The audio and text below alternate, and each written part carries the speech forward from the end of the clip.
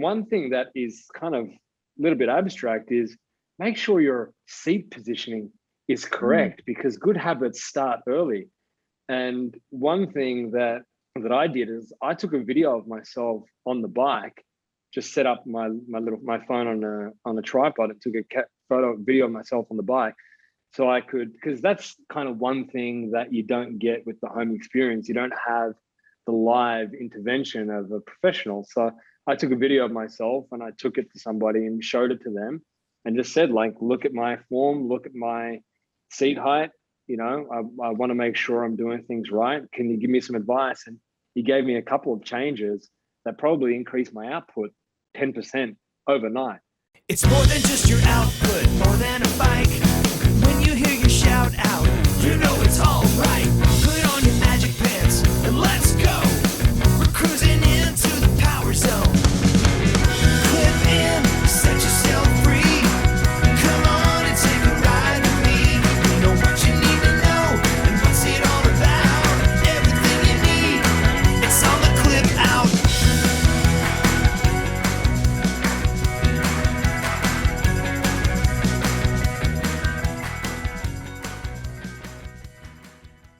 Welcome to the Clip Out Podcast, episode 227. This is Crystal O'Keefe. And this is Tom O'Keefe. Hello. Hello. So we should probably start by letting people know that we don't have a Dr. Jen this week. That is true. We do not. Everything is fine. Yes. Read nothing into that. No. Especially when we tell you the next thing. But read nothing into that. It's just schedule didn't match up, and we're going to be talking with her after we record this. we record, and then we will have her next week. So she'll be back. Fear not, she will be back. So, but what you do get this week, if you haven't, I know some people like skip the Angelo segments, which I don't think they should. I think that they're enjoyable and they're good info. Yeah, they're good info. They're not just ads. It's he's giving lots of nutritional advice. So we've had a lot of people ask, well, MetPro wants you to track your diet, and Dr. Jen says intuitive eating. So which?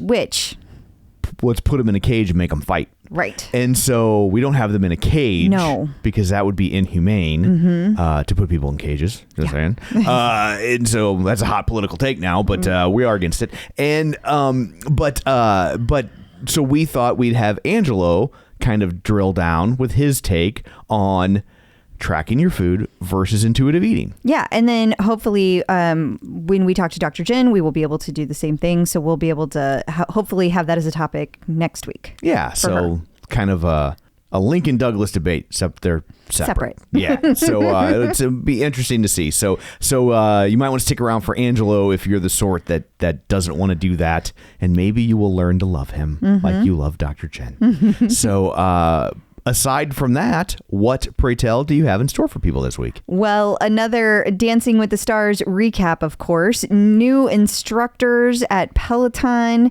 a weekend of rest for Peloton classes. We have lots of competitor news, artist collaborations, and we have a visit from the Peloton Prophet. What? You are not going to want to miss this. That's 2 weeks in a row. This is something everyone wants to know. So trust me, you want to listen. Okay. Well, before we get to all that, shameless plugs, don't forget we're available on Apple Podcasts, Spotify, Google Podcasts, wherever you find a podcast. You should be able to find us. And while you're there, follow us so you never miss an episode, and maybe leave us a review so people coming along after you know that we're worth a listen. We have a new review. Ooh! This is from Enzo the Baker, which I believe is a Godfather reference. Okay. Enzo the Baker was the baker in the opening scene who requests a favor. Yes. So, wait, no, that was a mortician. So I don't know. I was just going along with it. There is an Enzo the Baker. Now I'm getting confused. Well. Anyway, he says, I look forward to this podcast every week. Tom and Crystal bring the best of the news and gossip about Peloton and the Peloton community. I can't possibly keep up with it all, so I trust them to parse it for me and make sense of it all at the end of the week. I always end the podcast feeling more enthusiastic about Peloton workouts. All the reoccurring guests are good, especially the delightful John Mills. Their main interview is always interesting, even if I don't think I will be interested when it starts. starts. I'm always proven wrong by the end. Best of all is the chemistry between the married hosts. I love hearing them interact. Crystal, please never stop laughing at Tom's dad jokes. I don't tell dad jokes. Well, I mean, I am a dad, so by virtue of definition, all of my brilliant comedy is technically a dad joke. I think that some of your jokes could be considered dad jokes. But anyway, thank you for the wonderful review. Yes, thank you. So you can also find us on Facebook, facebook.com/theclipout. While you're there, like the page, join the group. Check out the YouTube channel, youtube.com/theclipout, where you can watch these shows. You can see what nerd shirt I'm wearing each week. And now there's a whole new host of them. Yes. Because you had to buy all new shirts. I had to buy all new shirts, so you won't see repeats on shirts for quite a while. Can I just say, if somebody out there thought that's weird to get all these shirts, and they probably got a bunch of people asking for Tom's nerd shirts, and they've moved from an 2XL to an XL. We didn't get anybody. Nobody wanted my nerd shirts. Person, they're clean. They've been laundered. It's a non-smoking home, so it'll be safe. But anyway, they're still available. Yes, they are still available. You can also get all the links and everything sent to you in a weekly digest if you sign up for the newsletter at theclipout.com. So there's all of that. Let's dig in, shall we? We shall. Run, lift, and live with John Mills. Joining us today via the magic of ZoomTube, it's John Mills. Hey, how's it going? What's going on? I love it. This episode's about to be off the chain. Because I said it will be, right? Yeah, absolutely. Yes. If not, then you'll open us up to a class action lawsuit. Yeah, you know how the Peloton crowd can be with the class action lawsuits. They dig them. Snap. Yeah, you're right. Oh, my bad. Yeah. Thanks a lot, John. What have you done, John? But our listeners aren't those people, so it doesn't matter. We're all right. We do our best it'll to be good. Weed them out or run them off with my personality. Yeah, so exactly. One of the two things. So I guess we should just dig right in to, I guess, week 2 of Dancing with the Stars. It's like all anybody's talking about, right? It really is. So first we'll watch this ad on YouTube. Oh, this is great. This is good. Oh, that's awesome. For Windows 11. Got to have some Windows 11. We know how many non-Apple users we have in the world of Peloton. There are 2. Yeah. 2. Well, this is last week's video. Oh, here we go. Okay. Yeah. All right. Calm down. So they were rocked by a COVID. I don't want to say scandal because it sounds like they did something wrong, but she was vaccinated. It was a breakthrough. His dance partner, and so there was lots of kerfluffle about will they or won't they perform at all. Well, you know what? In Dancing with the Stars, they're so smart. I mean, they purposely did not release this information until the show. Yeah. In fact, I was reading about it, and they did this on purpose. They said earlier in the day, we're not gonna tell anybody how we're gonna handle it until tonight on the show. So they were trying to drive drama, which was very successful. Right. Yes. And so Good Morning America posted at one point, he's gonna still dance tonight, but it's gonna be with an alternate. And then it was all of a sudden, nope, he's not really dancing. And now he's not performing at all. And we were like, what? Right. What's happening? It was like a roller coaster of emotions. Plus, I refused to watch this whole thing. And I just have to say, what is up with that dress? Tyra Banks looks like she has escaped from Jurassic Park. She does. I saw an article about the dress. Yeah. I wasn't when it was on. I didn't even notice it. I had to. You didn't notice that dress, John. No, it's kind of odd. I didn't notice it. Right. I was all like, when is Cody coming on? And they, of course, they save him towards the end. Here's another angle of her in the dress.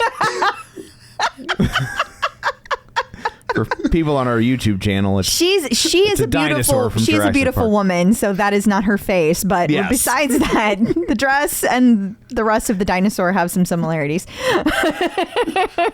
So I agree with you. I think this was just brilliant marketing of the show. They had COVID, or she had COVID. They didn't make that up, but they used it. They milked it for all it's worth. Right. And I posted in my group, as it was happening, I was like, wait a minute.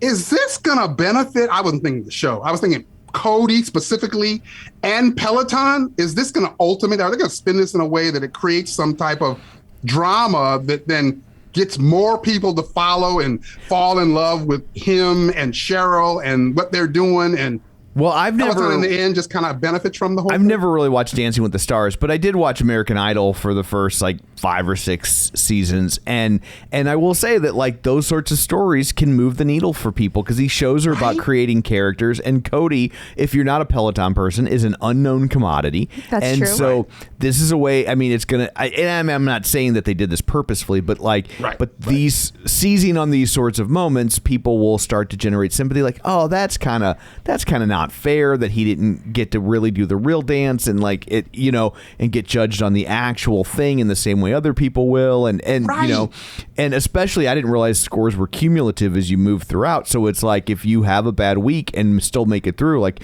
you carry that weight with you from week to week. So like I do think this could help. I've also noticed online starting to see a little bit of backlash against JoJo Siwa because I know Cody was a professional dancer, but she is a professional dancer still. Like that's so much a part of what she does that there's a lot of people that are starting to be like, this is kind of unfair. Like her scores are off the charts because she dances for a living. Mm-hmm. Yeah. Well, go ahead. Yeah, I agree with you. And well, this is where I think this just might be my naivety, my inexperience with dance, even though I took that tap class for a season back in the 6th grade. Right, but this might be where I don't know dancing. Mm-hmm. I thought Cody killed that in practice. No, I think he did too. When I saw it, I think he did too. Like, that was their that was better than a whole bunch of them other ones done live. I thought he blew I don't know that if I'll up. go that far. That's just I just not seeing it right.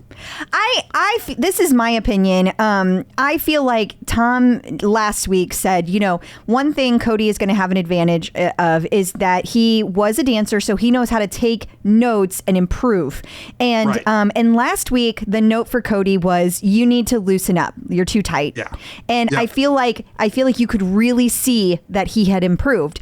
And I think if given a few more days and he was out there live, I think he would have killed it score wise. And because he improved so much from last week from a like stiffness standpoint, and there was more energy, and I felt like there was more Cody coming through. Like I could see the Codiness still. I saw it last week, but I felt it more this week.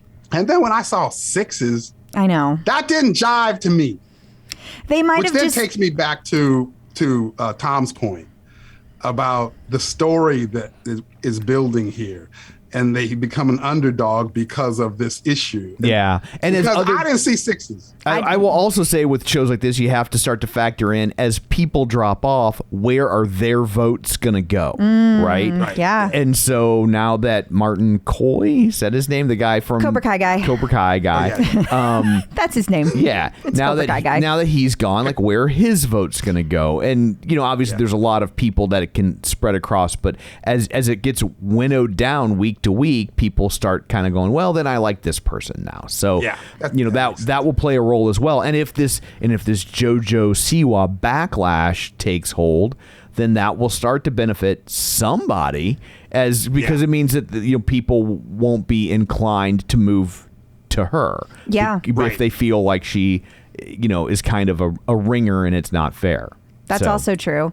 But, you know, now I'm about to have a spoiler alert. So if you have not watched it, which that's on you at this point, it's a week later by the time you're hearing this. It's 5 days old. So I cannot even be held responsible. But spoiler, but he was safe at the end of the show and he was immediately called out as safe. Like he was one of the first 5 couples. And I think that speaks to the fact, like what you were just saying, John, about I didn't see 6s. I feel like that does speak to that like he immediately went to the safe crowd, like immediately. Yeah. So I thought they said though that those are in no particular order. I mean, they did. But, but there were 5 that were called out immediately. Like instantly. Then they drug it out the rest. Right. So I'm just saying they knew from the get-go he was one of them. I do think they tend to skim off those first 5, or like the scores are high enough that like there's no way that they're getting kicked out this early, so they don't even pretend, which is nice.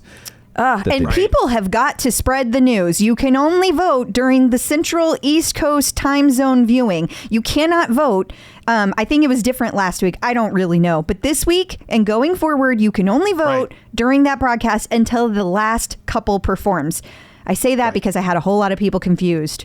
Because I waited till Cody danced to say, go vote. And people were like, I missed it. So vote early and often for Cody. Like, do that. I got a question in Chicago. on this same point. Yeah. I got a question on this same thing. Yeah. Is it random from like a hat, the order in which they're dancing? No clue. Like this week, I didn't feel like it was at all. I felt like they left Cody at the end for drama and drama only. That was my interpretation of that. I don't think it's random. There's too much at stake for them to randomize anything on network television. You know what I mean? Like they're putting thought into that. So I really find it hard to believe that order is random.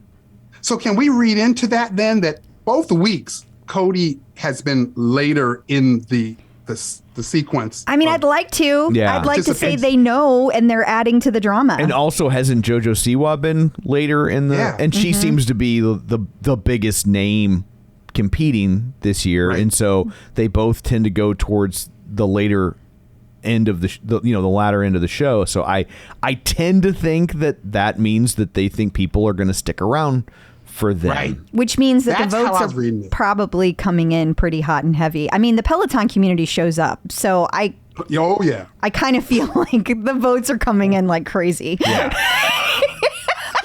That's what I was reading into it too. I just wanted to make sure like you guys thought the same thing. Yes. I was reading in there must be a lot of people voting, or they're getting some message.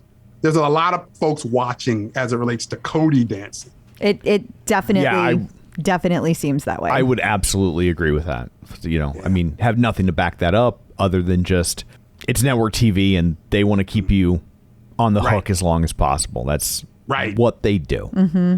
So if you want more information about what all happened, Cheryl Burke, is that her name? Yes, Cheryl Burke. Yes. Was I can't believe I even know that. Was on the Pretty Messed Up podcast telling what happened. Yep. So she talked to Cody. Yeah. And I think I feel like Cody was on there too. Oh, was he? Yeah, yes. And it says and Amanda Klutz. Yeah, they were both on. Oh, okay. Yeah. So all three. Yeah. Yeah. So check out that podcast. Yeah, it was interesting listening. I listened to the portions of it and Cody talking about when he was asked to be on the show and what he thought about, the opportunity. That was really interesting. So if you haven't listened to it, check that out. And then he talks a little bit about learning about Cheryl's COVID diagnosis and how that all played. So that was interesting. Yeah. He also talks about she asks him where he wants to take this opportunity. Like, where does he expect to go? What did he say? It was very, I was expecting him to say something, like we were talking about a couple of weeks ago. Well, I'm hoping this kind of exposes me and takes me into this next layer of life. I thought he was going to go into something really deep, but he didn't. He was just more like, it's a good opportunity. I'm taking it as it comes. It's a good learning experience. And wherever it goes is wherever it goes. Yes. Like he just kind of played it. Somebody has been prepping him. That's a very good answer. I would also say that there are paths that are laid out for people from other outlets, right? If you're on SNL, then you want to try and get a TV show or a movie deal, or if you're in WWE, there are pathways for those who have come before you. There is no one that has come before him in this regard. Right. So, it is hard to say what's next because no one's done it before. So whatever he does next is what's next. That's a very good point. That makes sense. Yeah. And then we should also say, hard not to think that the deck is stacked to some degree because next week is Britney week. And we all know Cody loves the Britney. Yeah. That's right. So he is going to be dancing one way or another, but he is hoping that, Cheryl's going to be able to dance with him. I think that's probably a bit on the optimistic side since she's supposed to quarantine for 10 days. Yeah, like even if she was ready in time for the show, how are they going to practice? I don't know. So maybe they're just trying to add more drama to it. I don't know. Yeah. That could be. It just doesn't seem very realistic that she'll be back for next week. So it does not. He'll probably just bring in his guest partner of Brittany. Yeah, I'm sure. But I will say that I did read that Cheryl is going to be Zooming for all of the rehearsals. If she can't go to them, she will be watching and she will be critiquing the hell out of Cody, like in a loving way, like in a mom way. She's going to push him really hard. So that's the plan. She's like, this is my thing. I'm really good at this. So she was very confident of her ability to whip him into shape for Brittany Week. So that's awesome. And then they get extra if the deeper they go into the show as well, don't they? The dance partners, the non-stars. I'm assuming it makes sense that it's like if it's so like in baseball if you make it to the playoffs. In case you didn't know, Tom, John and I have never watched this show either. But we've all done a lot of reading on it, so I didn't know if it popped up on your radar at some point. But I read about Cody. Yeah, but I mean, if nothing else, if they're getting paid week to week, so an extra week on the show is extra money in their pocket, one would assume. So she certainly has a vested interest in seeing him succeed. I was told, I was having a conversation with Gina a few weeks ago, and she said that Cheryl Burke at some point, and this is before the Cody thing came up, but she had declined to come back on Dancing with the Stars unless the dancer was really good. This was back when we were trying, way back when we were trying to figure out if he was even going to be on the show, and there was all the kerfluffle and everybody was having discussions and multiple chats and everything. So that was from Cheryl Burke. So I think she's excited about it too. It makes sense what you're saying, Tom. I don't hear her say that very often, so I'm going to make that my ringtone. I say you're right. Say that again and record it. I say you're right about things all the time. In that podcast we were talking about this a moment ago, Cheryl mentions how she feels like they're really alike, and I don't know, do they say this every time they have a partner? I don't know. They talk like they really kind of mesh. They seem like they do. Like they seem genuinely excited to dance together. I mean, it seems real, and it could be. I mean, maybe she takes his classes and she thinks he's awesome, and maybe he's watched the show and thinks she's awesome. And I mean, I think also when you're doing this, they spend a lot of time together. That's They're true. rehearsing all day long, and there's the physical aspect of it. I mean, obviously, but that's not. Are you saying Cody is hot? I'm saying that's not Cody's jam. Okay. But there's still an intimacy to dancing like that, even if it's not a sexual one. Absolutely. And so, and I do believe that this show has damaged a marriage too. I think there's been a couple couples that have formed out of this. Again, I'm not saying that's what's going on here. I'm just saying that's the degree of relationships that form while they're rehearsing and spending all that time together. So I don't think it's crazy that they have a bond, even though it feels like it's only been a week. I think for them it's been much longer. That's true. Or at least longer than it would seem to a viewer. Right. Yeah, that makes sense. So, I mean, I guess we just talk about Dancing with the Stars now? Is that what we do? I guess that's what we do. It's the Dancing with the Stars segment? Yeah. Well, at least have to get a new sweeper. At least until Cody gets the boot or wins. One of the two. I think there's going to be more of this. So hopefully people are actually watching and caring, and we're not boring the crap out of them. I don't think we are based on the metrics that we're seeing out there. I would agree. Well, thank you for joining us for TV Chat. That's right, John. Until next week, where can people find you? Yeah, I can't go and tell my boys, by the way, that all I do every week is a Dancing with the Stars segment. Okay, that's fair. That's fair. Well, tell them you're just making fun of it the whole time. You're making fun of it. Okay. Yeah. It's just so dumb. I don't know what girls watch it.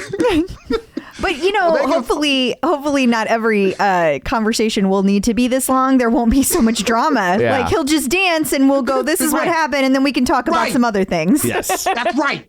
He'll just kill it. Yeah, exactly. I can't wait next week. I need Brittany week to be something over the top. outrageous, outstanding. I'm expecting something that's big. Fireworks. Right. He's going to wear fireworks. He's going to like set off sparklers as he dances. Giant snake. Yes. Right. No, that'll be Tyra. I need him in the Tyra Banks dress. And I need him coming from the ceiling. Coming down from the ceiling. He'll have his father approve every dance move that he makes. No. Too soon, Tom.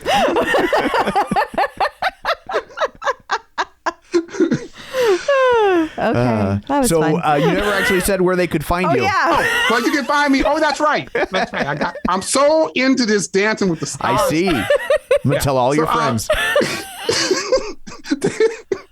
They can find me on Facebook in my page or group, Run, Lift, and Live. They can find me on Instagram, Run, Lift, and Live, or at runliftandlive.com. Awesome. Well, thank you, John. I'll take you guys later. Bye. The Clip Out. Lots of people like to incorporate boxing or kickboxing into their workouts, but have you ever thought about learning it from an actual fighter?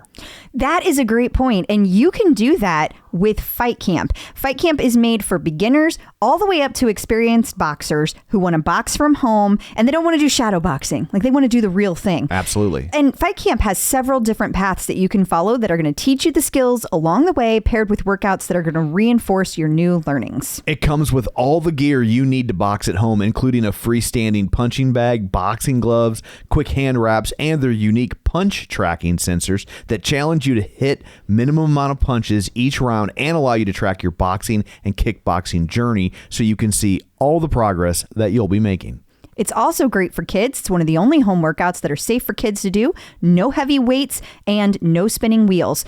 You can also learn from 6 highly qualified trainers that all have real fight experience, ranging from a pro MMA fighter and a mother of 2 all the way to a kickboxing champion. You can pay for your Fight Camp over 24 months for less than the cost of a boxing gym and get it right away. Plus, Fight Camp offers free shipping with a 30-day money-back guarantee. Just go to joinfightcamp.com/clip.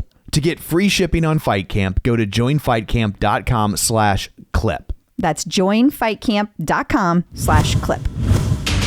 Peloton in the news. So let's start by saying, calm down. Really?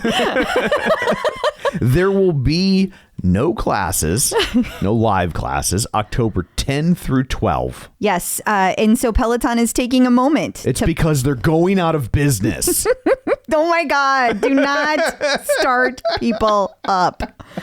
Oh, I mean, there's some people that are really upset at these. Pause and reflect. I personally feel like good for Peloton for taking care of their employees. And I know that it may not be for all employees, but I also know that the staff who's in the studio works a lot of weekends, and it does not hurt anybody to have a weekend off. So take the time, enjoy some scheduled encore classes or some on-demand classes that you haven't had a chance to take. There's plenty of them. So many. Read nothing into it. Not at all. But I do want to say that another thing that you guys can help with is to spread the word, because it's fall. And you know what happens in the fall at Peloton? They start changing up the schedule. And I have seen some posts, and people are starting to lose their minds because they don't know. They're new to Peloton. So we got to have the conversation. And there's a lot of people that have not found this podcast that are new to Peloton. So they don't know. Spread the word about that too. I mean, hey, that wouldn't hurt. Yeah. But definitely spread the word for sure that, this is normal. This happens every year. It's all good. There's no cause for alarm. No. So there was supposed to be a tread conversation streamed online last week, and it ran into some technical difficulties. It did. And wow, were there some ugly comments in the comment section. It was like a scrolling OPP up in there. It was awful. So if you were going to the tread event and you didn't get to watch it because it didn't happen. Right. It's now happening. Well, by the time you hear this, it'll already It will have already happened theoretically. Yeah, if all goes well. On Thursday, September 30th at 1 p.m. Eastern. I am looking forward to it because it's going to be John Foley. It's going to be Bex Gentry, Maddie Majacomo, and Maureen Cairo, who is a Peloton product team member.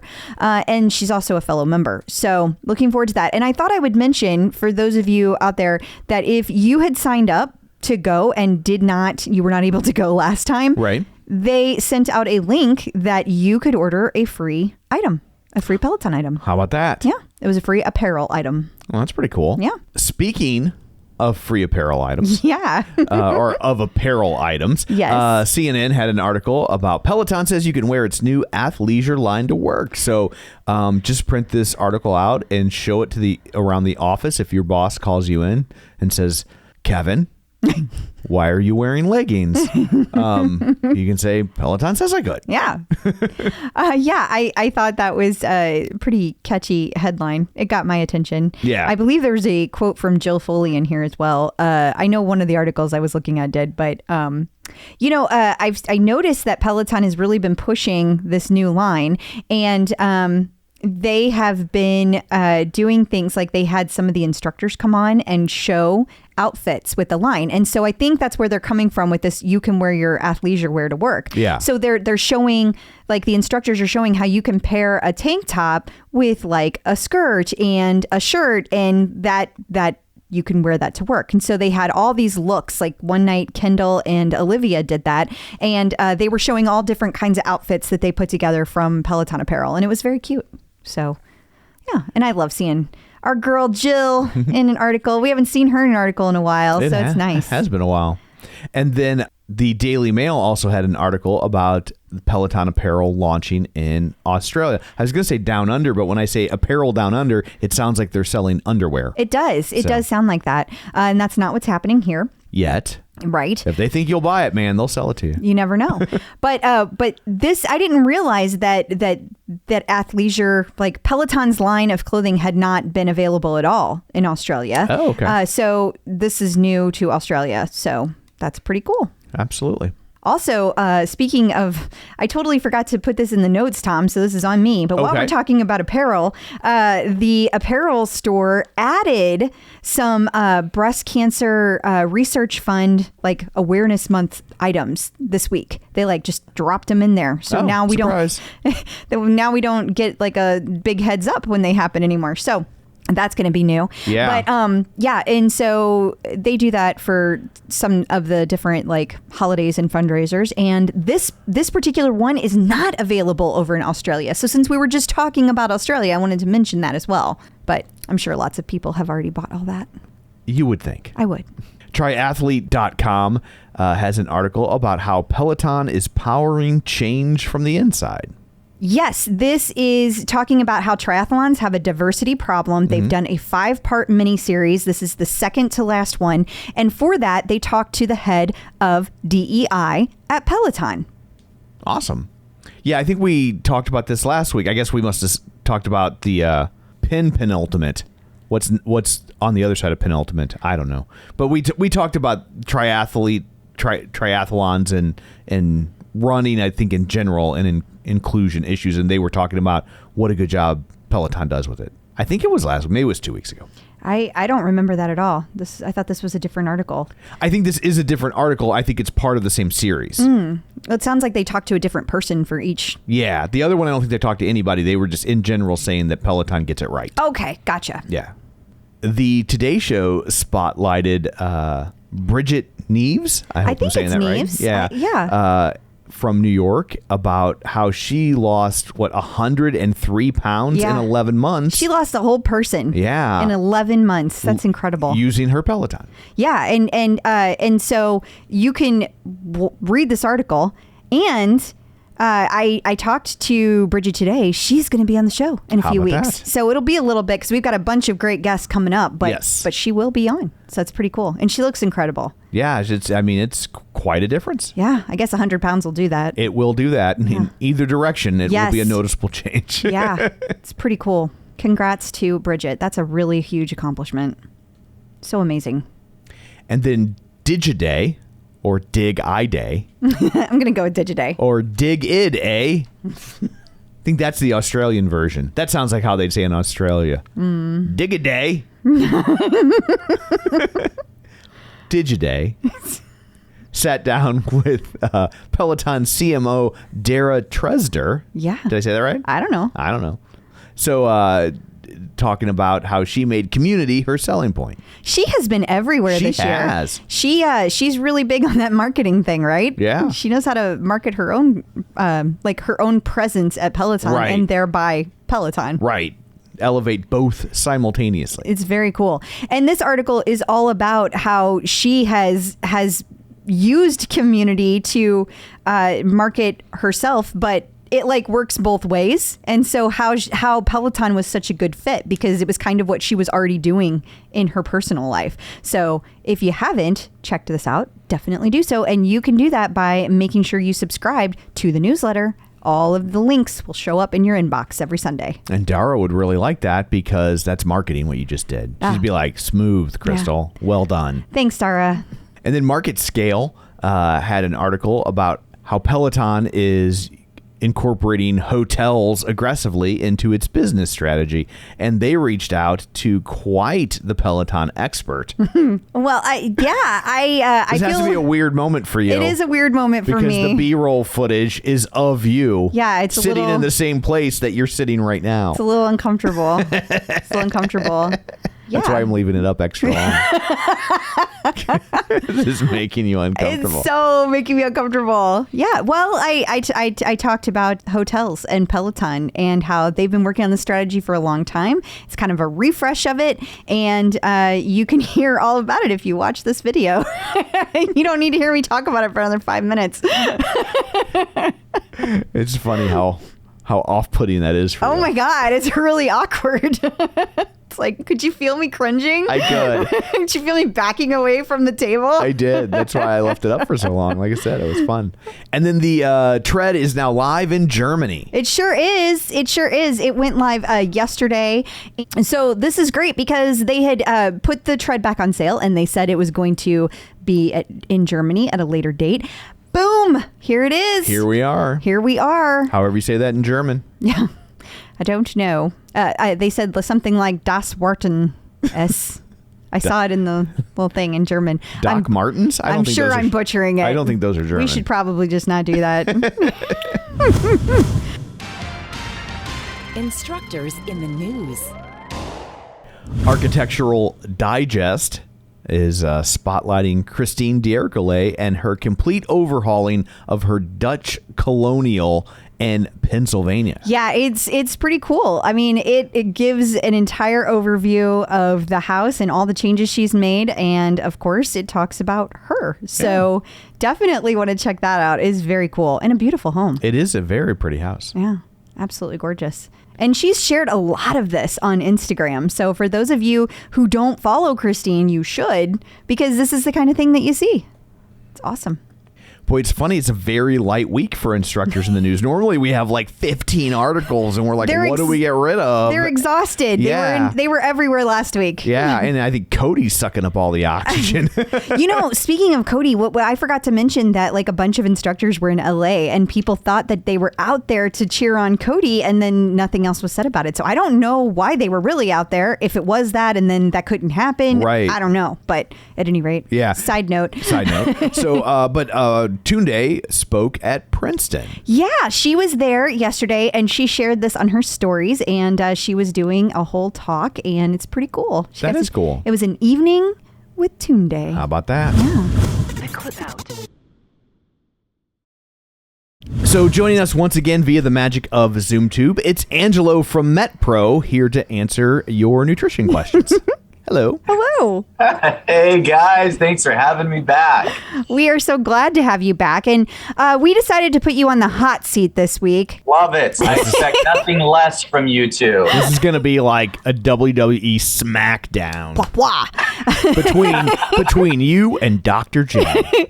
Yeah, so one of our listeners, I believe it was Alex Markowski, she has asked a couple of times, like, she listens to the show. She hears you talk about the need for tracking, the need for, paying attention to how to, kind of hack your metabolism. And then on the other hand, we have Dr. Jen on all the time, and she's talking about people with intuitive eating and how important that is. And we're not sure how to explain like when to use which approach. Yeah. Those seem polar opposites, and so are you two secretly enemies? No. And they're not polar opposites. They're simply graduating at different points. And so, like, what's the answer to everything that everyone ever asks me is? It depends. Adult diapers. Sorry. Depends. It depends. Exactly. Oh, Tom. So what you're talking about here is specificity versus values. So what Dr. Jen is talking about is values. Eat intuitively according to a good set of values. That is great. If you don't have those good values, now we have a problem. Now you're me. Your intuition's like Tom. Right. You're in trouble. Yeah. No, so that, every one of my clients, that is what we are graduating towards. So we're working toward that eventual end. And the journey for some people is simply learning a set of values combined with some science that's going to apply to them. They're going to navigate being able to make the right choices intuitively. And that is fabulous. There are some people that it simply comes down to, are you eating intuitively? And the answer is yes. Then you're good to go. If you find that you're eating intuitively, but you haven't gotten the result you want, obviously we have to change something. And so what tracking and logging does is it helps us to be strategic in what changes we make. And this is probably something worth clarifying. When I'm telling someone that I need you to track, I need you to log, I need you to do this and that. Yeah, that's a pain. That's not information necessarily for you. That's information for me. That's the data that I need to be able to give you the most effective feedback possible. And the more specific the data in those cases, the more specific the feedback. And then those actionable strategies may be short term before we return to now an educated but intuitive lifestyle, or they will be a little longer term based on how grand your goals are, how much change we need to make.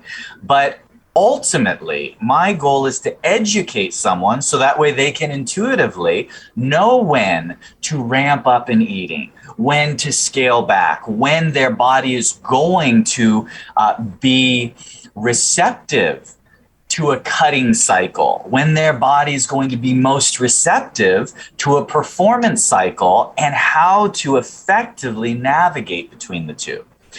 Now, there is one thing that I will caution against, and that is the concept of, well, you hear this said a lot, if you're not hungry, don't eat. That is correct, but it can also cause damage, and it just depends on the circumstance. So where that's correct, I'm not hungry, so why should I go and add that extra snack or that extra junk food or those additional calories that I don't need?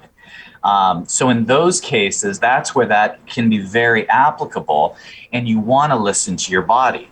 Now, on the opposite end of that is your body is not telling you when you need to speed your metabolism. So what's happening is your appetite is going down in response to eating less. And if you're at the point where I'm eating less, but I'm not losing weight, if weight loss is your goal, then by default, what that leaves us is we have to speed your metabolism. So we have to now train it versus letting it train us. And doing so requires a little bit of specificity, and that's where knowing when and how to add things in can make a big difference. And I've shared this before with our listeners. Somebody who is working directly with me, I'm going to have them eat a snack at doesn't need to be 2:30, but in the afternoon every day, and here's the snack that they're going to eat. And I have explained that eating that snack has nothing to do with the attributes or the composition of that snack in of itself. It's that what I'm trying to do is actually get your body used to some framework where I can now change later to get a predictable result. Now, if what you're doing intuitively is providing a good result, don't change it. Keep going. Don't stop. If it's not broken, don't fix it. My recommendation would be, once you're to the point where what you're currently doing is no longer providing a result, we have to make a change. Let's ensure that change is the absolute most strategic. That makes perfect sense. And then, and also for those of us on MetPro, the idea is not that we're on MetPro and need your help forever. The idea is that you get us to a point, that education you were just talking about, and that we can then maintain on our own. Is there like a ceremony? Do we got like a cap and gown? Oh yeah, that's it. We're going to parade you down. We're going to light the candles. The gown is like all the clothes that no longer fit you. You know something about that. Yeah, he does. I do. But I will say that, like, I'm never hungry. Yeah.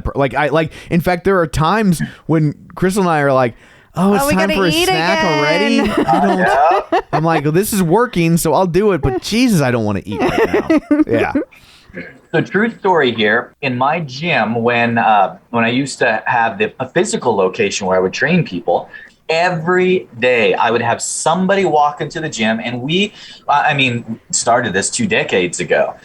You know, the before and after transformation, these before and after athletic physiques. We have these pictures on the wall, and pretty soon we lined the top of the not the roof, but the very top line of the wall all the way around the gym with these before and after pictures. Wow. And inevitably, somebody would walk in every day and would look at those pictures, and they would say, man, look at those athletic physiques. What are they eating? And my answer would be, more than you. More than you. Yeah. Now, guess what?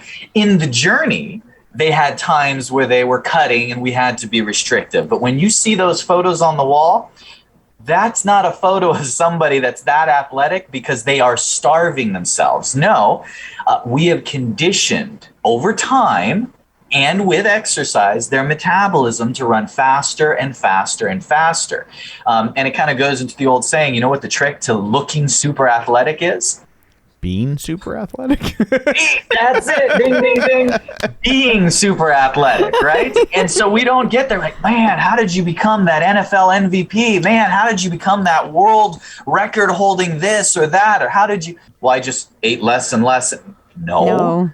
That makes perfect sense. Yeah, whenever you hear stories about those guys, it's always about like, here's... They eat 8,000 calories a day. I had 4 stacks of pancakes for breakfast, and then, it's all like... It's the I was always just like, well, I must just have the worst metabolism on the planet, because if I eat like 1 pancake, I gain like 3 pounds. So how are they getting to that point?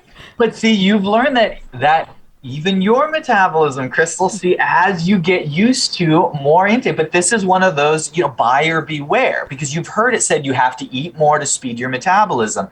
Now, that's where it gets tricky. That is a true statement, but don't try this at home, folks, because it's really easy to miss. Yeah. And you also have to eat the right things, too. It can't just eat a bunch of cookies and now your metabolism's faster. Correct. It has to be the right amount. If you eat a bunch of cookies, well, your metabolism will acclimate to that, but you're not going to be happy about the 10 pounds you gain in the process. Right. And you'll feel awful. So how much more can you eat? So here's the deal. Everyone listening, you can eat more without gaining weight. How much more? Some of you can eat a lot more. Some of you can only eat a bite more. Wow. That's what, and that's what metabolic profiling, MetPro, we're doing is figuring out what that is. And if it's only literally 2 tablespoons of rice more that you can eat without gaining weight, that's what we add. And now we got to wait for enough exercise to allow us to add another 2 tablespoons. And then I have other clients where it's in one shot, we're adding 500 calories at a time. And their metabolism just mows it down, just absolutely demolishes it without a hiccup. Ah, those Because people. they're 22.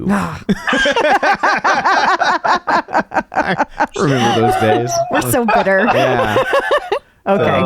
Well, thank you so much for clarifying all that Yes, for us, because we get definitely. asked it a lot. And so we definitely appreciate that. And until next time, where can people find you and more information about MetPro if they'd like to start that journey? Metpro.co/TCO. Awesome. Thank you. Thanks, guys. A visit from the Peloton Prophet.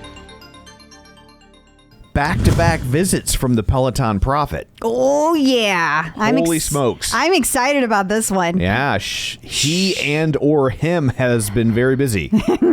Yeah. So I know we've been talking about products a lot. Yes.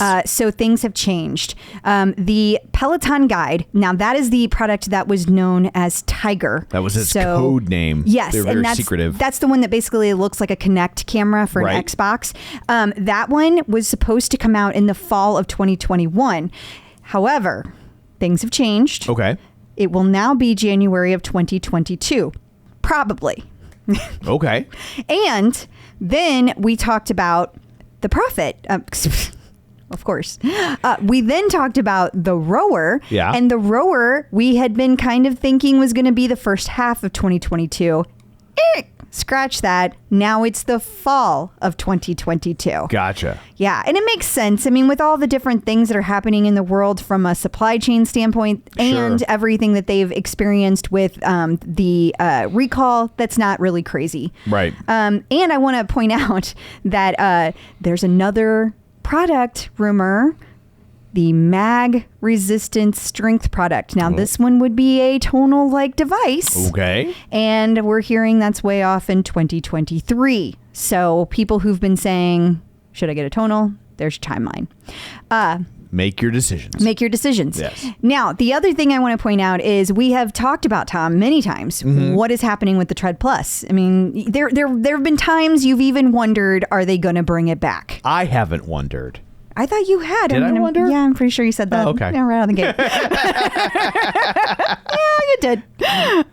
But Tread Plus, still alive and well. They're Okay. working on it. It takes time to redo this. And, you know, they see all the comments out there. Yeah. They are very much aware that people are starting to think that it's never coming back. And it's coming back. It's going to be just fine.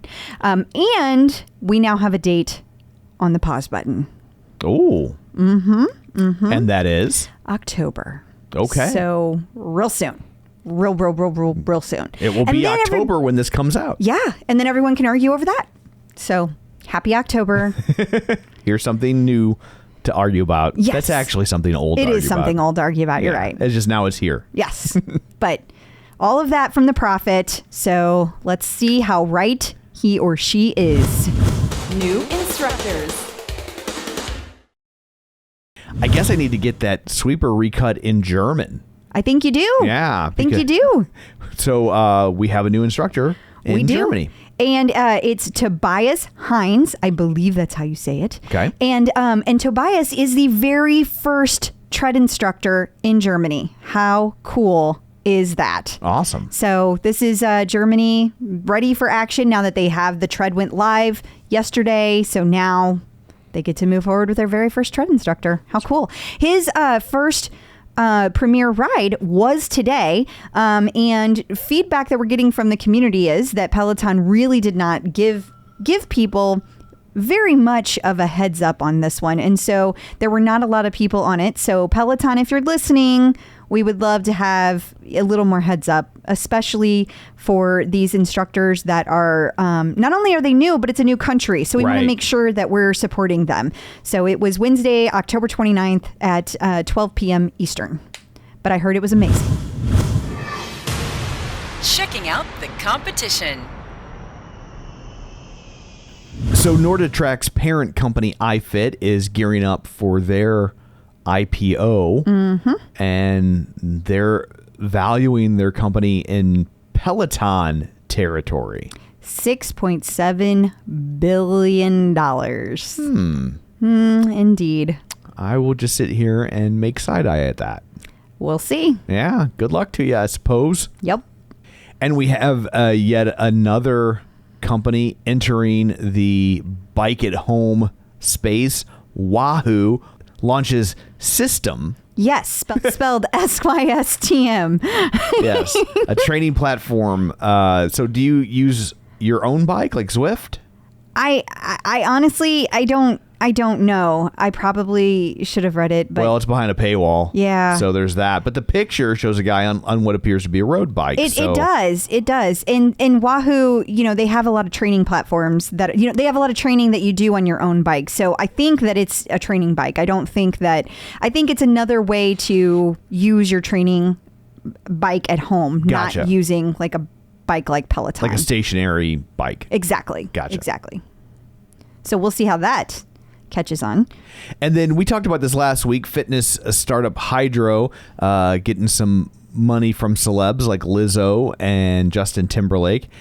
But I don't think this was in last week's article. This one says that they're also getting money from Kevin Hart. Have we talked about Kevin Hart being a part of Hydro? I don't think that we have. Yeah, I don't think that we have at all. And another part of this article that I thought was interesting is because they talk about music, and the other article didn't really talk about that. So they're saying, hey, we're really interested to see what Hydro is going to do for music beyond just raising money from the artists. Yeah, totally. Like, that's great that you're raising money from music artists, but like, what are you going to do now? Yeah. So that'll be interesting too. I also thought it was interesting that Kevin Hart actually has a title. They have him as a creative director. I did not see that. Yeah. So that sounds a little bit more hands-on than just writing a check. It does.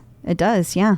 Things are heating up, that's for sure. And hopefully you've saved a little energy from your side eye for iFit's IPO for this one, which is Echelon is wanting, or at least someone in the Echelon world is wanting to break the world record currently held by Peloton for most amount of people on a spin class. Yeah. So they have a big idea here that they want to go after Peloton's world record. The record is at 23,000 simultaneous riders, which we all know because we were part of. Right. Well, I wasn't. And there are 27,000 people in the official Echelon page. So they're hoping to get like 85% compliance for a single ride. Right. Okay. Yeah. That's cute. Peloton artist collaboration. Not technically an artist series, but close enough for our purposes.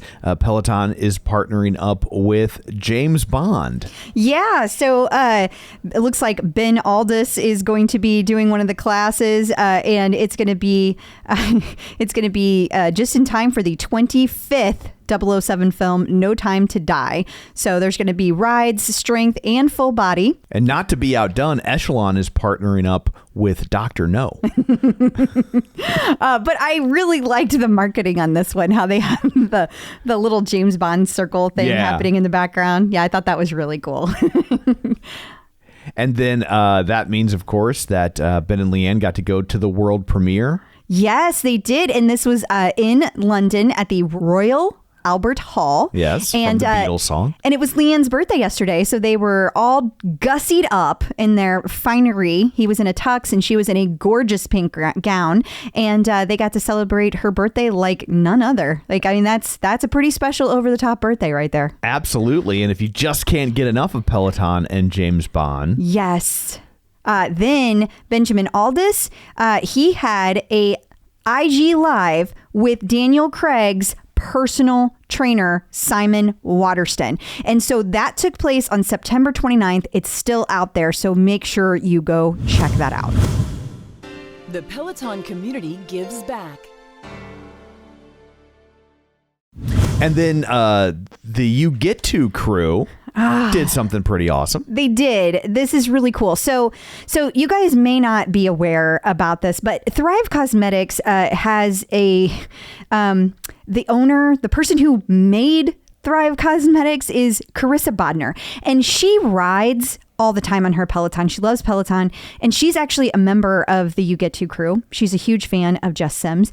Well, so You Get To crew has been working on raising money for an amazing opportunity, and that is this Breonna Taylor Scholarship.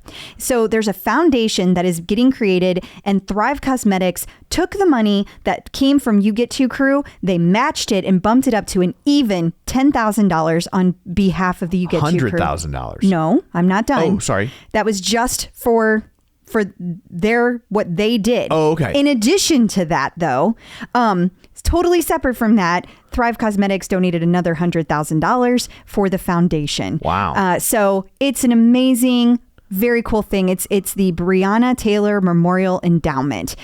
So very, very cool. And we're just so proud of the You Get To crew for being part of that. It's just a really cool thing that they did. Absolutely. Well done. Yeah. And they did that on behalf of Jess Sims' birthday, because you can't give to the instructors anymore. They're not allowed to give gifts anymore. That's for the best. It is for the best. Yeah. I agree with you. But they wanted to do something. Sure. And so I thought this was so cool. Definitely wanted to share. Wonderful solution. Absolutely. Checking in with the Peloton community.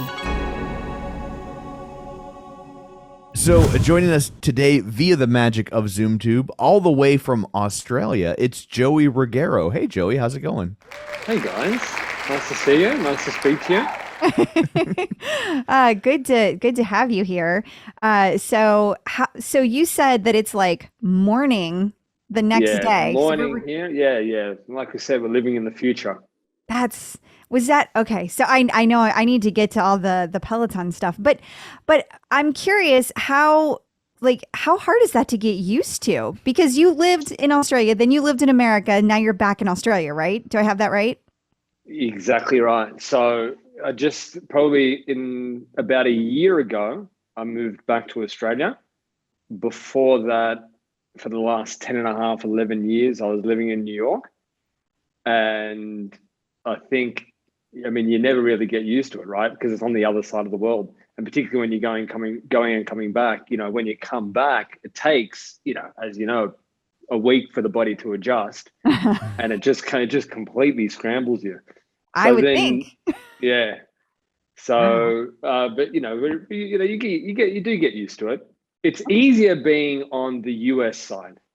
Okay. Because Australia is kind of waking up at the end of your day, whereas here you wake up and the US has been awake all day. So if you're doing business or your friends, you just wake up to a deluge of emails and issues and problems. So that can be hard to tolerate when you're still scratching the sleep out of your eye. Yeah, I bet. Yeah, Americans are hard to tolerate when you're well rested. So I refrain from commenting on that. But you did laugh readily. Let the record indicate. Yeah. Okay. So it is a long way between the two countries, particularly the East Coast. Yeah, that's what is that, like a 18-hour flight or something crazy like that? Well, it's all up. Flying time is about 19, 20 hours. Oh. And so then with layovers, it's you typically budget a 24-hour journey. So I've gone on a trip that long. I think the longest I've ever flown is I flew to Hawaii when I was a kid, and which is like nothing compared to that. Totally. Yeah. So my question is, just for someone who's never taken that long of a trip, are the coach seats any bigger on a flight that long? No, they are not. They're definitely not bigger. I didn't know if the plane's bigger because it's taken more people at one at the same time, and so maybe the seats, they give you a few more centimeters. Is that what you guys do down there? Yes. It obviously depends which airline you're flying, right, and what product they're bringing forward in coach.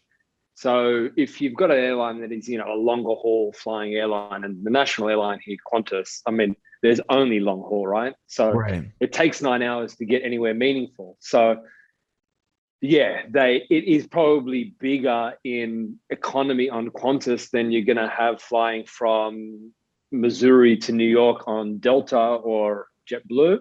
Okay. And obviously bigger when you compare it to something like Spirit or, but don't get any illusions. You're not living in this little spacious area up there. Yeah, you're not laying flat. Yeah. But if you are flying business, and typically on long haul like that, it is a lie flat bed. Long haul is an excellent time to catch up on some sleep, right? I Because bet. you're up there already. You're in bed. You got Nothing nowhere else to to go. do. Yeah. Yeah. You got red wine on tap and some snacks.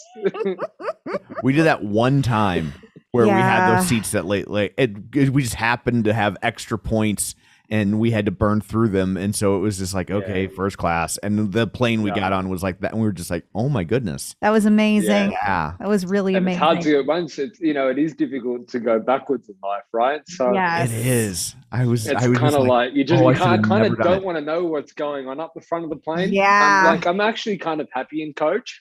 Yeah. And it was one of the new planes. We also noticed like when you board, it's like they have the underclass. They make a right. They don't even walk through first class anymore. It's like if you're going first class, it's to the left. Which and I everybody actually else. prefer, because like why You should don't you wanna be know. walked through? You don't want to see what's going Yeah. on. No, It's like you they don't. tease you. It They're is. like, here's what you could have, but you don't. So you go through that. Everyone up here has a personal masseuse. You get your own frozen custard machine. Yeah, it was like a spaceship up there. That was crazy. Yeah.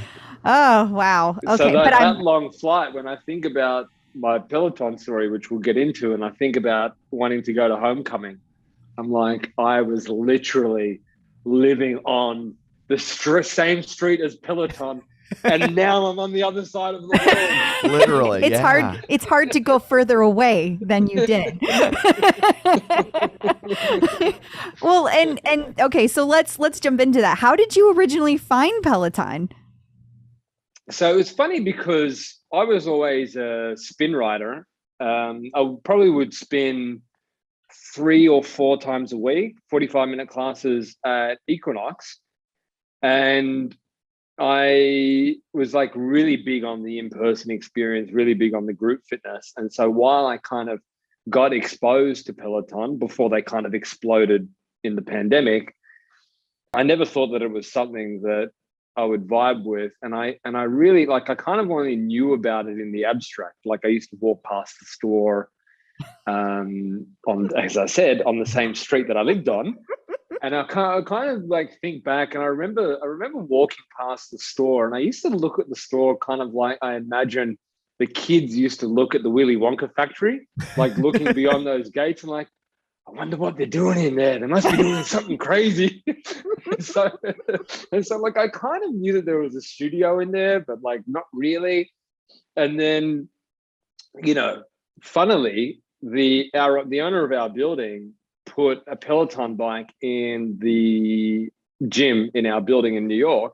And so that was the first time that I kind of saw one, but I already had the spin shoes for Equinox, and it wasn't compatible. They actually didn't have the clip-in. They had changed it to like the kind of, what do you call it? So people that don't have the shoes can use it, exactly, cages. And then I was leading a technology business in New York, and Peloton, and we used machine vision, and Peloton started to kind of poach a lot of our engineering talent. And so then I got to know them pretty well. And then and I live quite near Hudson Yards, where I think they're building the new studio and right by their new corporate office. So like I was getting all of these messages about Peloton in my daily life, and didn't even really get connected to it until I left New York and came back to Australia, and obviously missed the Equinox experience, missed spinning. And a friend of mine who had just moved back from London and had a Peloton bought his back and was getting people hooked on them, and was like buying them. I think we might have to edit this out if Peloton wants to hear this, but was buying them in the UK and shipping them over here and giving them to us. So I was like, you have to get me one. I need to get on a bike. And then as all of your listeners will know, once you're on and once you're hooked, like the rest is history, right? You're all in. And so I look back on, the times of going to Equinox at 6 a.m. and the cold and having to book the classes and being up at 5 a.m. because the classes book out in a second as soon as they come online. And I just can't even imagine going back to that. And so like I was a probably 6 or 7 day in person in the gym in New York. And so I look at it and I think, if I can be converted to in-home fitness, this is a huge market where so many people can be converted and have the benefit of convenience to help improve their lives. Yeah. It just is astonishing to me that you moved across the world when you were right next to Peloton, and then you got a Peloton. Insane. It is insane. Yeah, in my head, I was like, you would only move back to Australia because they were finally doing Peloton. Yeah, like you think that's the story, okay, fine, right? I'll go back. But no. And they actually, because we were pretty keen for them to launch here. I bet. And, they actually launched here quicker than I thought they would. Like, we always kind of knew that it was on the roadmap for them in terms of their international expansion. But I just thought that with kind of the supply issues that they were having and some of the backlog that they were still working through in some of their key markets, that they might push that back. So it was actually a surprise when we woke up to the news that they had pulled the trigger on launching here. But we're very don't let happy it go to your they head. did. They're just, it's alphabetical.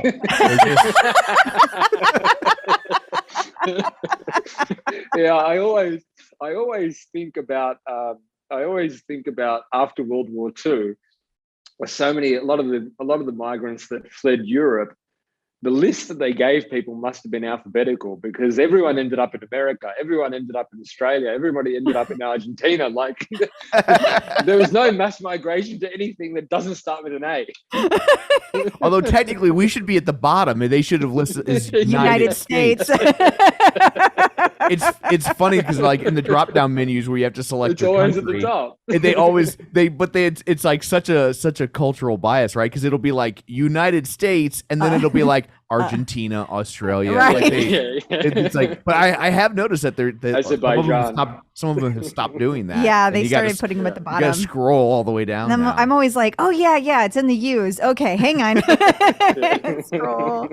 But okay, so I'm curious though, how I feel like moving across the world just seems like such a daunting task. And now you've done it twice. Like what made you decide to move to America in the first place? And then what took you back to Australia? So 11 years ago, because I'm in technology, and a lot of the technology in the industry is, bolstered by kind of like the venture capital scene and private investment. 10, 11 years ago, there wasn't a really big scene for that here in Australia. And the technology that we had deployed, one of our core target markets was retail malls. So if you're going to attack the retail mall market, there is no better place to be than the US. Sure. Access to that engineering talent and also, access to funding were all of the kind of things that took us over there professionally. And then obviously personally, I'd lived outside of Australia one other time when I studied for a year in Italy. And so like just the learning and the development that came from having that experience, I wanted to have that experience again and also on the professional side. And so that's what originally took me over there. And I kind of just got so used to living in the city. And we didn't really have any plans. When I say we, I say me, my wife, Sarah, who's also a Peloton user. We can get to that later. We didn't really have any plans to move back to Australia, but obviously life tends to kind of intervene sometimes. And the birth of our first son, which we had in New York, coincided pretty much with the breakout of COVID. So we had banked on having our family flying in to help and to get to know him and spend time with us. Automatically, all of that went off the table. We had lived in New York for like 10 years. in that whole time, in 10 years, we did not have one close friend that had a child.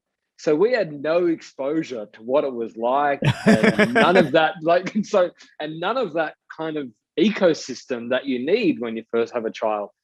So that, and then COVID, like going back to the start of COVID in New York City, you remember what it was like. Oh, yes, absolutely. And we didn't have what we have now in terms of light at the end of the tunnel, in terms of vaccines, a better understanding of COVID, a better understanding how COVID interacts with children and the risks, and also both professionally. Like, we'd kind of been in the city for a long time, and it was time to make a change. And given that the world was kind of shutting down, going back to Australia and being with our family and friends was the obvious choice. Still difficult. Yeah. It's way easier to actually make the move away from home than it is to return from home, because when you move away from home, everything's new. Everything's a new cultural experience. Everything's stimulating. You're growing. Then you come back after 10 years, you're a little bit of a different person. Everything looks the same, but it's different. And you've just got to adjust. You just got to adjust to a little bit of that. But we've made the transition pretty smooth. And I have to say, having the Peloton has helped significantly, because I bet because it burns off stress and gives you something to kind of really focus on and give you a little bit of stability, a little bit of rudder in life. I was just thinking what this means is just to really put this in perspective for people. Not only was there a 19-hour flight, but there was a 19-hour flight with a newborn during a pandemic. Oh my gosh. Yeah. That's a lot. Wow, that is a lot.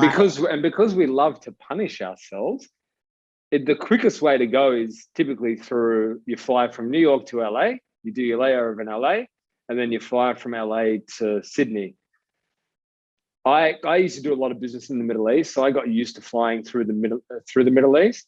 It actually adds about 4 hours to the journey. So when I said before it was like a 24-hour flight time, it's probably 28 to 31 hours going that way, which is what we did on the way home. Oh. And you had no one to help you guys. Yeah, no, we did not.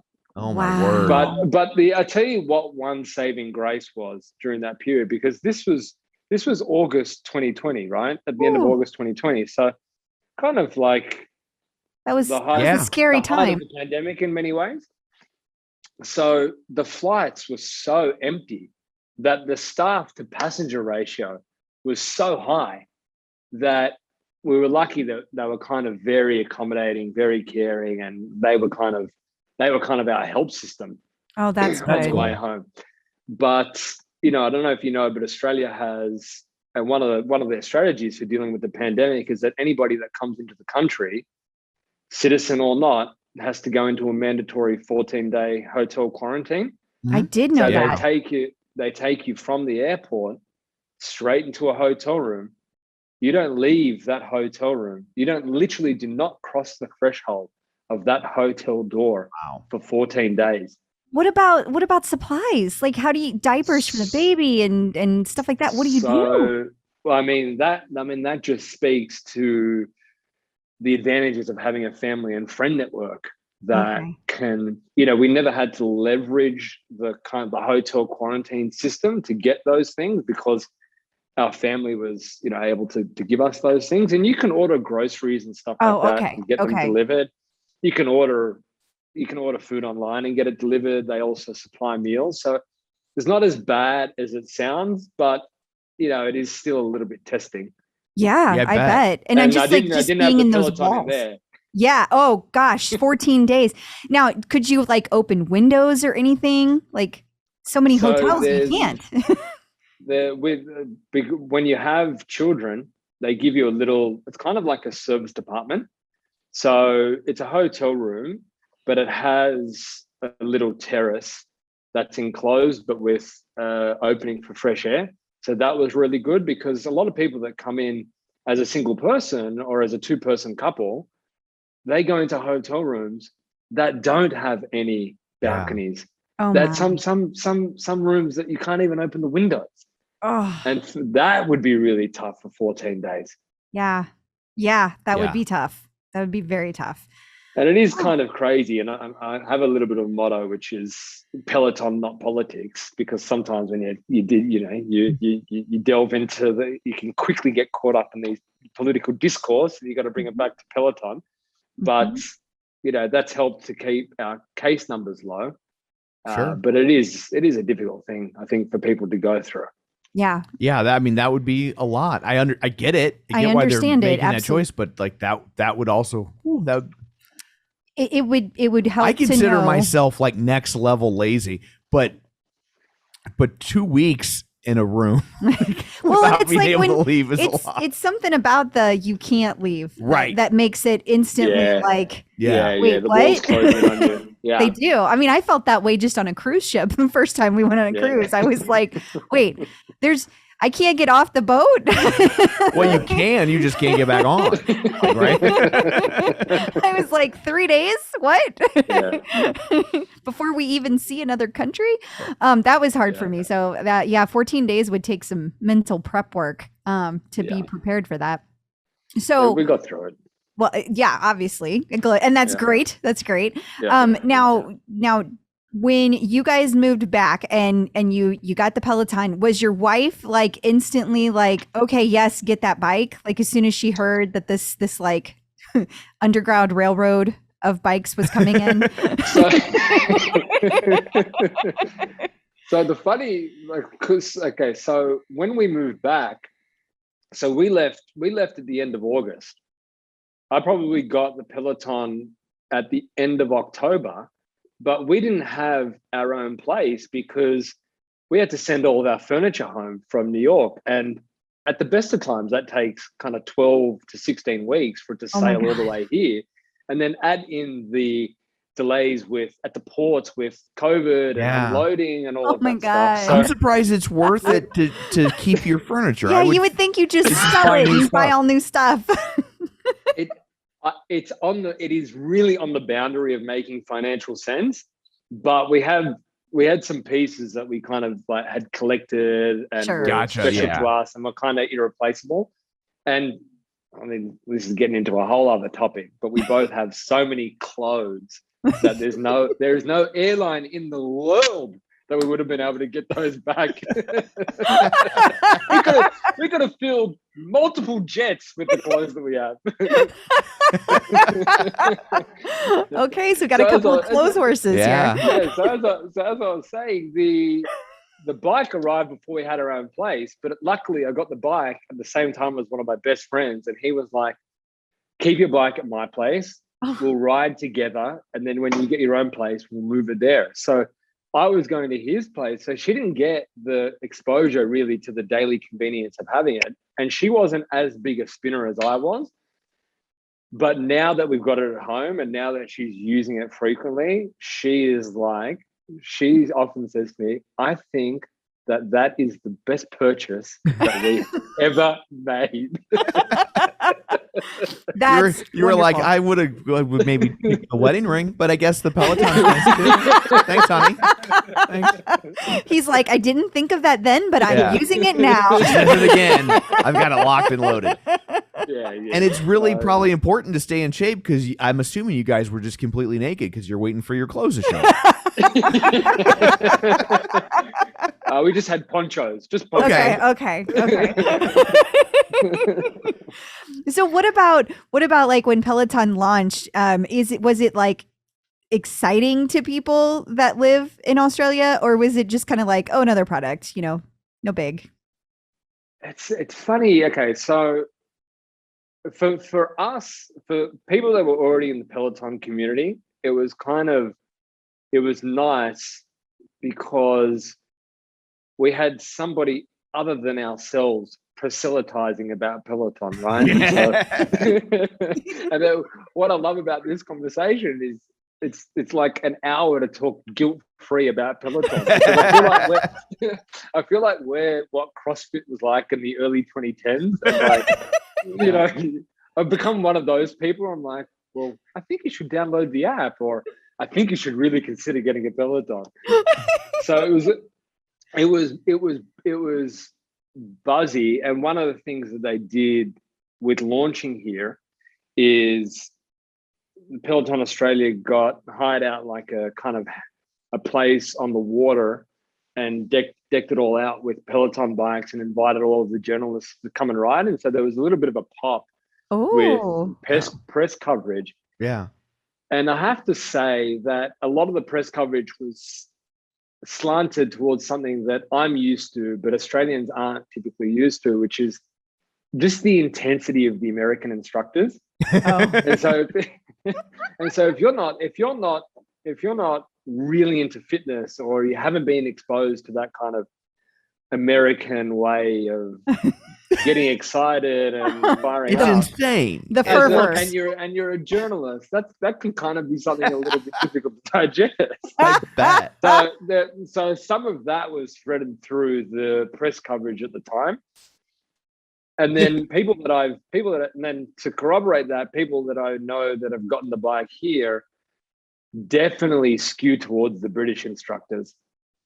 Really? That makes sense, Now I is guess. that like a Skew towards cultural the thing? British instructor.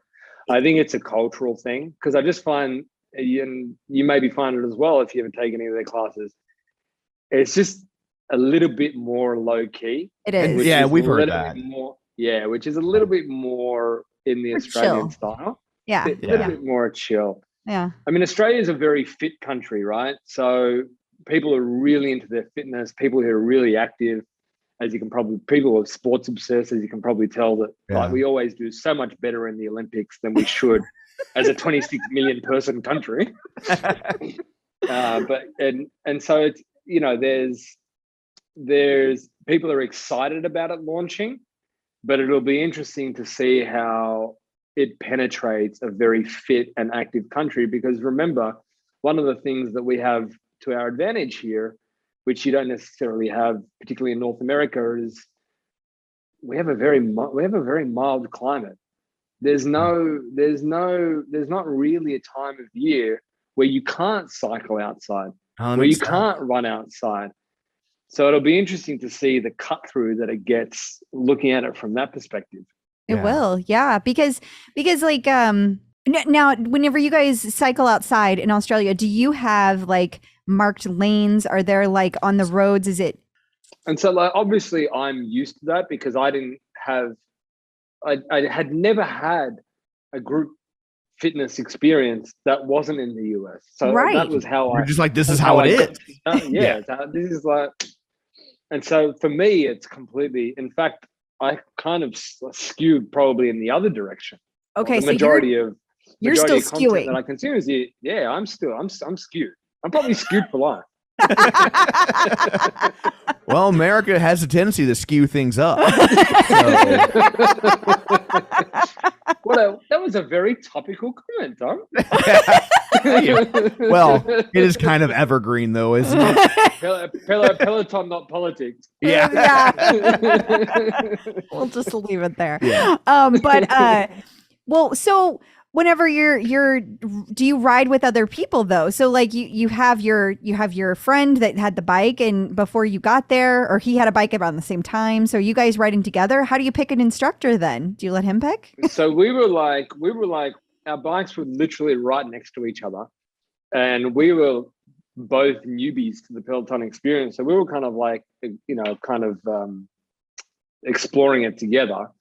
And like, luckily we kind of vibed the same instructors. And so I can't believe this, but that friend of mine, we've known each other for a long time, but we became really close when he was living in New York, working for a period as well. So I got over there first, and then over the 10 years, he came for about a 3 to 4 year stretch.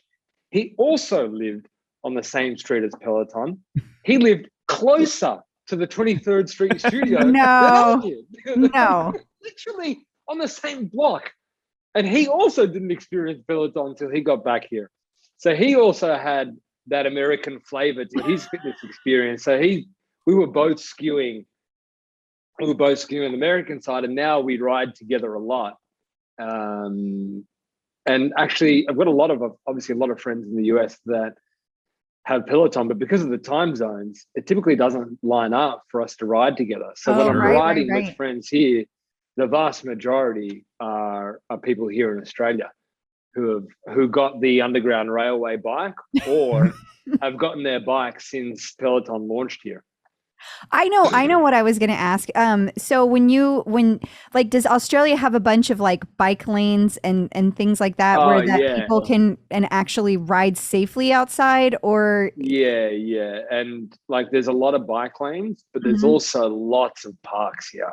Okay. I mean, if it's that beautiful, it makes sense because you can go all the time. Like and there's lots of rides and there's I haven't ridden on the freeways, but when I'm out there, I see a lot of actual pelotons of cyclists. Lowercase p. Yeah. Actual pelotons of cyclists. And so it looks like, and I'm not an outside rider. I've actually never ridden outside. Never. And even though I like clothes, and those clothes just don't vibe with me. I'm not doing a tight lycra in public, okay? I get it.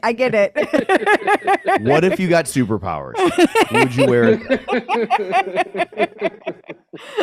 it? He's like, I might make an exception. I can tell he's thinking about it. Watch this space. Yeah. So now that you have your choices, you can do either Australian instructors or American instructors. Where you landing? Well, there's only one on the whole platform. There's only one Australian instructor, and she's a yoga instructor. I think she's based in New York. Okay. So she is still in New York. Okay. Yeah, and so then the whole speculation is, which I think they will open a studio here eventually. And I think that the Australian kind of vibe and the accent would actually probably play pretty well with international audiences. So I think if we're speculating as to whether they'll open a studio up here, my bet would say that they would. You think they will? Interesting. Now, yeah, I'm curious why you think that, because they've opened up in other countries, and so far the only other studio they've done is London. So what makes you think that that's what they'll do? I just think the time zone, while there is some good crossover, I think that once they build enough of a user base here, it will make sense to have a little bit more live ride availability and a little bit more, again, of that cultural thing. I think it also can serve their other markets pretty well. And I just get the feeling that will be a good play, because it's something quite different to their current studio offerings, right? So it's Southern Hemisphere, it's a completely different time zone. And I do think that the Australian persona will play well for their global community. Okay, makes sense. I will be curious to see how that plays out. So am I. Because I don't want to take a 24-hour flight to ride in studio. Yeah. I do not blame you. I just hope we can get back to the studio at some point. You know, I feel like that's at this point. I mean, I really think we were close, and then stupid Delta variant ruined everything. So I heard you guys speculating about it on a recent episode, and I'm completely where you guys are. They're not going to risk it. Yeah, it just doesn't, to me, it just doesn't make sense. It's all downside, no upside. It's all downside. Not when they can broadcast, and they have been, and it's been fine. Yeah. So. Yeah. So a lot of the classes that I've taken, kind of in that period where it was COVID, right? So a lot of the new classes, the studio is empty. I've taken very few classes where there's actually a live studio experience going on in the background. As someone that kind of made the transition to having that experience to the empty studio, what's that been like for you, Crystal? So I don't like it. I mean, I don't hate it. Like it's not like a really negative vibe for me. It's not at all. But like if I had my pick, I'd rather have the people in the studio because they bring an additional energy. Like it's like, to me, it's like watching a comedian in a room with no one laughing. Yeah, that's what it's like. Yeah, that makes sense. And so when everybody's like, the best thing I can compare it to from like the classes that I miss the energy in the most is two of them. One is like Jen Sherman's Sunday rides, because everybody would like party all weekend and there was always a big group from all over the country in the studio on Sundays. And so I miss that because there was always this big celebration and Jen knew everybody's name and she would call everybody out, and it was just, it felt like you were there. And then the other thing I really miss is the live DJ rides, because that energy on a Friday after work was like having happy hour without the beer. That would have been great. And you just can't get the same energy. I mean, they try their hearts out. And I know there's people that say that they prefer it that way. I've heard lots of people who are new to Peloton say that. They don't want all the distracting people in the background. Yeah, the friend whose bike I had at his place, he's one of those people. He prefers the empty studio and none of the distraction. I understand that. I do. But if you ever get a chance to take a ride in the studio, you would change your mind, because it's just a special experience. And being able to be home every time you're at home watching people in the studio, it kind of takes you back to that moment. So it's a special thing. It really is.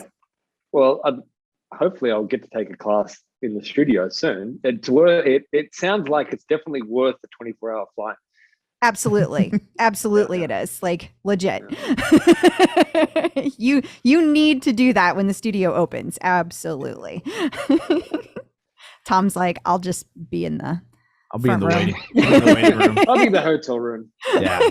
He's nice. He waits at the studio he waits in the lobby. Yeah. Sometimes he'll walk next door and get a little snack. And then, but now they're in different. Oh, that's right. They're in different place. I think they have more snacks actually in Hudson Yards than they did at the old. I mean, I think there's a lot. That makes there would be a lot of snacks in Hudson Yards. Yeah.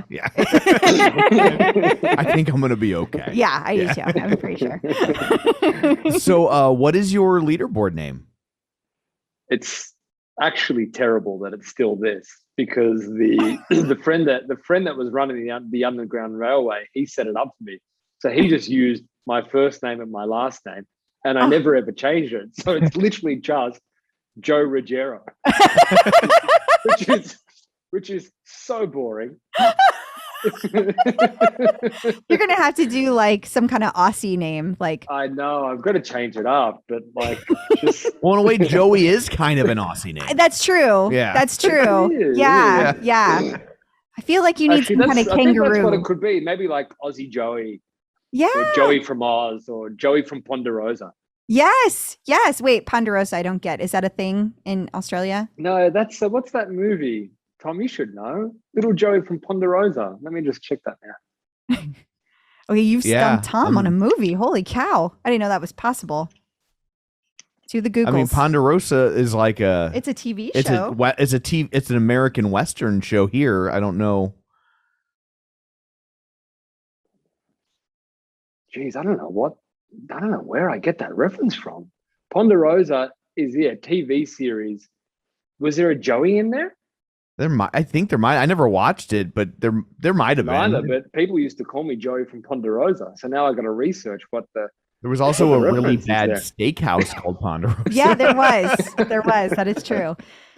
Yeah. Okay. Well, I didn't get that leaderboard name, but I approve of the others. Okay. Don't worry. Watch this space. I've got to change it. It's too pedestrian. You don't hear that a lot. I like that. So do you have a preferred instructor? On the bike, and actually I took him this morning, on the bike, and this might sound a little bit funny, but Matt Wilpers is definitely probably my favorite on the bike instructor, because I like to learn. Yeah. And he just educates you so much through the ride. And I actually take quite a lot of the longer rides, so the 60s, the 75s, and the 90s. And anyone that can hold my attention for more than 90 seconds and for 90 minutes deserves a lot of credit. And he makes it go by so quick. Yeah. But the funny thing is, I was talking about, the other day to some of the other people here, like who their favorite instructor was. And yeah, Matt Wilpers is my favorite. But as you guys often say, like Peloton meets you wherever you are. So Peloton Matt's my favorite instructor every day of the week on the bike, but other days of the week, different moods, different instructors. So I love Olivia. She is so hard. I think she's actually a cyborg. She is not human. The way that she did you say she's hard, like as in her classes are hard, or did you say she's hot? No, hang on. I said she was hard. Oh, I thought you said hot at first too. She is pretty though. She's very pretty. I wanted to clarify because your wife might listen. And as you kept talking, No, I was like, wait, he said it was hot. Yeah. I just wanted to clarify for the listeners. I wasn't trying to put you on the spot, but then off the bike is definitely Jess Sims. Oh, so she's Jess Sims and amazing. Adrian, like she's amazing, and like a lot of the things that she says, it has crossover into the rest of your life in terms of like her little mantras are so good that you find yourself saying them in your day-to-day life. Like I love the how you do anything is how you do everything. Is that your favorite? So true. That's my favorite. And also you can do hard things because you're doing them right now. Yeah. I like the you don't have to, you get to. I like that one a lot. Yeah, that's I like that also a lot. very good. That one's plastered on my wall right next to the bike. I used to say that when I was a camp counselor. I did. You were a camp counselor? Yeah, I was a camp counselor. But I would say it to kids when they were bitching about things. Oh. When they were like, I don't want to use the outhouse. I'm like, you don't have to. You get to. It's weird how they take on different forms. It does. So I would only use it to mock people. Very effective at reframing things for people. Yeah. So then do you have any advice for people just entering the world of Peloton? Yeah, I have a couple of things that I would say. So if you weren't into spinning or cycling before you get the bike, I definitely recommend people do take the beginner course. I think because it's also a good way of exposing you to all the different instructors and seeing what you like before you kind of fall into a pigeonhole of the 2 to 4 instructors that you take all the time. Mm-hmm. Stick with it until you get bitten, because if you don't, there is such an amazing experience and such a community that comes out of it. Just the benefits, and you've got to stick with it. I think people get bitten really quickly. And one thing that is kind of a little bit abstract is make sure your seat positioning is correct, because good habits start early. And one thing that I did is I took a video of myself on the bike, just set up my phone on a tripod and took a video of myself on the bike. So I could, because that's kind of one thing that you don't get with the home experience. You don't have the live intervention of a professional. So I took a video of myself and I took it to somebody and showed it to them and just said, like, look at my form, look at my seat height. I want to make sure I'm doing things right. Can you give me some advice? And he gave me a couple of changes that probably increased my output 10% overnight. Oh, that's great. Wow. That's great. You don't need to go to a professional. Go to your local bike store if you need to buy something and show it to them. Well, and I will just add that now that you have Peloton stores there, your Peloton showrooms can help you with that as well. So if you go in and... That's the thing though. We didn't get to talk about the stores because they're opening 2 stores here in Sydney and 1 in Melbourne, which is the second largest city. We're actually in lockdown here. So we're actually under a shelter in place order. And that happened pretty much just right at the end of June. I want to say the start of July. Their stores were meant to open in July. So the stores never got to open. I didn't realize that. Yeah. And so now they're having a little bit of a same experience here in the Australian market as they did at the start of the pandemic in the US, because for the longest time here, kind of up to this point, we've kind of had COVID under control. Now that the Delta variant has been seeded into the community and there's a little bit of an outbreak, and we haven't got as much of the vaccine rollout done as maybe in North America. We're kind of in an exposure point now where we're sheltering in place. And now Peloton kind of wait times are probably elongating a little bit, and the stores never got to open. So there's 2 stores opening here. One is in, I mentioned Short Hills Mall because it's so kind of part of the Peloton founding story. It's kind of it's pretty much the equivalent of the Short Hills Mall here. And then we don't use the term downtown. We use the term CBD, which is Central Business District, which is where all of like the Wall Street and stuff here is. Okay. And there's a store there as well. So there's a strip there where you have retail and a lot of like the conceptual retail. So like example, like Tesla has a store there. Okay. So they're in good company there, Peloton, Tesla. And so they didn't get to open the stores, which I'm dying for them to open the stores. I want to go in there, get some of the apparel. Yeah. Yeah. Because we haven't, I mean, apart from ordering it online and getting it shipped from the US, we can't get the apparel here. Now they've opened the apparel store online here.